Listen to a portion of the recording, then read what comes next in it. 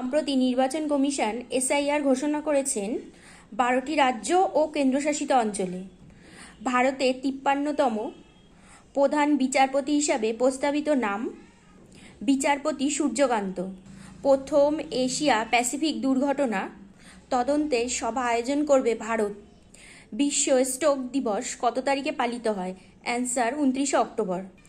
মজগাঁও ডকে গভীর সমুদ্রে মাছ ধরার জাহাজ উদ্বোধন করেছেন অমিত শাহ। 91 বছর বয়সে মারা গেলেন পদ্মশ্রী প্রাপক বিশিষ্ট সার্জন ডক্টর কে মাথাঙ্গি।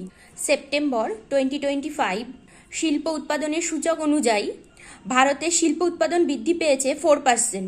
2025 এশিয়া প্যাসিফিক সিটিজ সামিট শুরু হয়েছে দুবাইতে। ভারতের একমাত্র সক্রিয় আগ্নেয়গিরি ব্যারেন দ্বীপে প্রথম যাত্রা সম্পন্ন করেছে যাত্রীবাহী জাহাজ সিন্ধু। রাফাল যুদ্ধবিমান চালানো প্রথম ভারতীয় রাষ্ট্রপতির নাম হলো দ্রৌপদী মুর্মু। জ্বালানি সহযোগিতা জোরদার করতে বিদ্যুৎ চুক্তি স্বাক্ষর করেছে ভারত ও নেপাল। এনআরআইদের জন্য ইউপিআই পেমেন্ট চালু করেছে পেটিএম।